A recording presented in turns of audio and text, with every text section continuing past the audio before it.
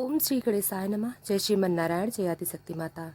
दोस्तों, बैसाख मास महात्म्य कथा अध्याय 25 तक श्रवण कर चुके हैं। आइए आज बैसाख मास महात्म्य कथा अध्याय 26 को श्रवण करते हैं। दोस्तों, इस अध्याय में नारद जी कहते हैं, युधिष्ठिर परम ज्ञानी प्रहलाद जी अपने गुरु जी से इतना कहकर चुप हो गए कि पुरोहित बेचारे राजा के सेवक एवं पराधीन थे।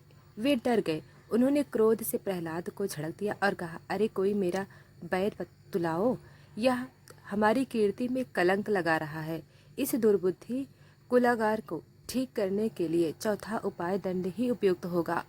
दैत्य वंश के चंदन वन में यह कांटेदार बबूल कहाँ से पैदा हुआ जो विष्णु इस वन की जड़ काटने में कुल्हाड़ी का काम करते हैं? या नादान बालक उन्हीं की भेंट बन रहा है, सहायक हो रहा है। इस प्रकार गुरुजी ने तरह तरह से डांट डपट कर प्रहलाद को धमकाया और अर्थ धर्म और काम संबंधी शिक्षा दी।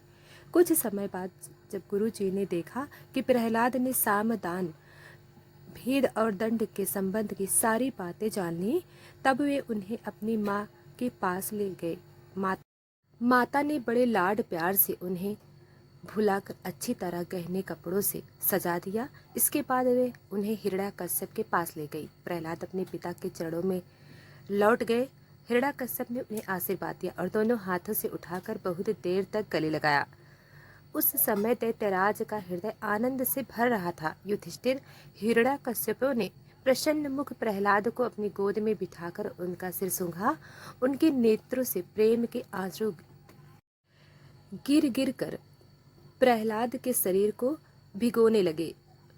उसने अपने पुत्र से हिरण्याकश्यप ने कहा, चिरंजीव बेटा प्रहलाद, इतने दिनों में तुमने गुरुजी से शिक्षा प्राप्त की है, उनमें से कोई अच्छी बात हमें सुनाओ। प्रहलाद जी ने कहा, पिताजी, विष्णु भगवान की भक्ति के 9 भेद हैं। भगवान की गुण लीला नाम आदि का श्रवण, उन्हीं का कीर्तन, उनके रूप नाम आदि का स्मरण करने, उनके चरणों की सेवा पूजा अर्चना वंदना दास्य सख्य और आत्म निवेदन आदि भगवान के प्रति समर्पण के भाव से यह 9 प्रकार की भक्ति की जाए तो मैं उसी को उत्तम अध्ययन समझता हूँ। प्रहलाद की यह बात सुनते ही क्रोध के मारे हिरण्याकश्यप के ओंठ फड़कने लगे। उसने गुरुपुत्र से कहा, रे नीच ब्राह्मण, यह तेरी कैसी करतूत है? दुर्बुद्धि, तूने मेरी कुछ भी परवाह न करके इस बच्चे को कैसे निस्तार्थ शिक्षा दे दी? अवश्य तू ही हमारे शत्रुओं के आश्रित है। संसार में ऐसे दुष्टों की कमी नहीं है जो मित्र का बना धारण कर छिपे शत्रु का काम करते हैं, परंतु उनकी कलाई ठीक वैसे ही खुल जाती है जैसे छिपकर पाप करने वालों का पाप समय समय पर रोग रूप में प्रकट होकर उनकी पोल खोल देता है। गुरु ने कहा, इंद्र शत्रु, आपका पुत्र जो कुछ कह रहा है वह मेरे या किसी के बहकाने से नहीं कह रहा है। हे राजन, यह तो इसकी जन्मजात स्वाभाविक बुद्धि है। आप क्रोध शांत कीजिए, व्यर्थ में हमें दोष न लगाइए।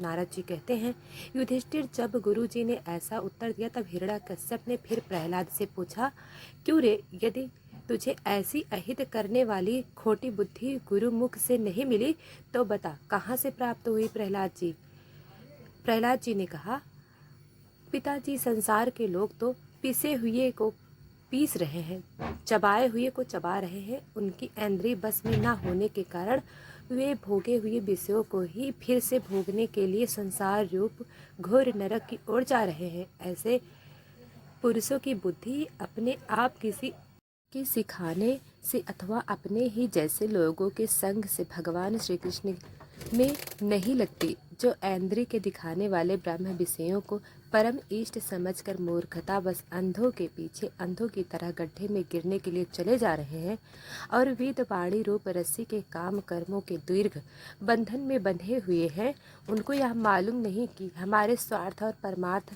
भगवान विष्णु ही हैं।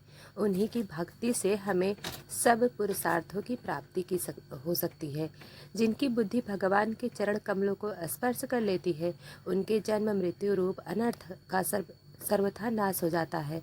परंतु जो लोग अकिंचन भगवत प्रेमी महात्माओं के चरणों की धूल में स्नान नहीं कर लेते, उनकी बुद्धि का कर्मों का पूरा सेवन करने पर भी भगवत चरणों का स्पर्श नहीं कर सकती।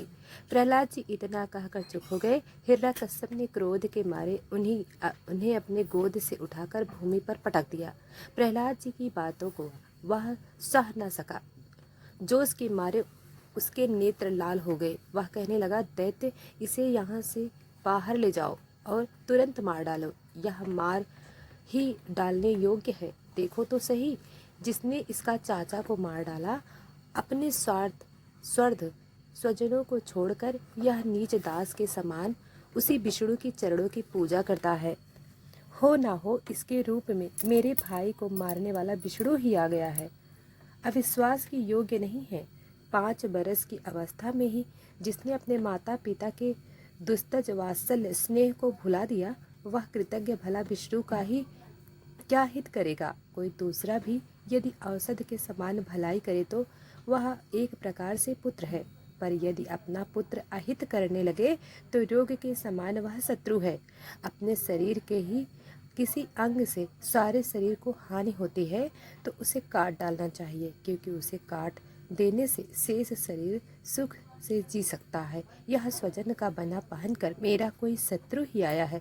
जैसे योगी को भोग लुलुप इंद्रियां उसका अनिष्ट करती हैं, वैसे ही मेरा अहित करने वाला, इसलिए खाने सोने बैठने आदि समय किसी भी उपाय से इसे मार डालो। और जब हिरण्यकश्यप ने दैत्यों को इस प्रकार आज्ञा दी, तब तीखी दाढ़, विकराल बदन, लाल दाढ़ी, पूंछ एवं केसों वाले दैत्य हाथों में त्रिशूल लेकर मारो काटो इस प्रकार बड़े जोर जोर से चिल्लाने लगे। प्रहलाद चुपचाप बैठे हुए थे और दैत्य उनके सामने मर्म स्थानों में सूल का मेघ घाव कर रहे थे। उस समय प्रहलाद जी का चित्त वन परमात्मा में लगा हुआ था, जो मन बाड़ी के अगोचर सर्वात्मा, समस्त शक्तियों के आधार या परम ब्रह्म।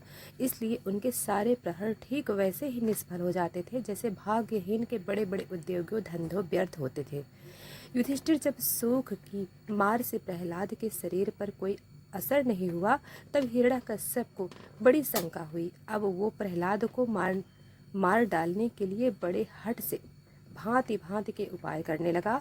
उसने बड़े बड़े मतवाले हाथियों से कुचलवाया, बेदर सांपों से डसवाया, पुरोहितों से कृत्या राक्षसी उत्पन्न कराई, पहाड़ की चोटी से नीचे ढकेलवाया, सुर के अनेकों प्रकार की माया का प्रयोग करवाया, अंधेरी कोठरियों में बंद करा दिया, विष पिलाया और खाना बंद कर दिया, बर्फीली जगह धधकती हुई आग और समुद्र में बारी बारी से डलवाया, आंधी में छोड़ दिया तथा पर्वतों के नीचे दबवा दिया। परंतु इनमें से कोई भी उपाय वह अपने शत्रु के निष्पाप प्रहलाद का बाल भी बांका न कर सका। अपनी व्यवस्था देखकर हिरण्यकश्यप को बड़ी चिंता हुई। तो आज का यह अध्याय समाप्त हुआ। हम अगला अध्याय कल सुनाएंगे। दोस्तों, वीडियो को लाइक सब्सक्राइब नहीं किया है तो अभी कर लें। धन्यवाद।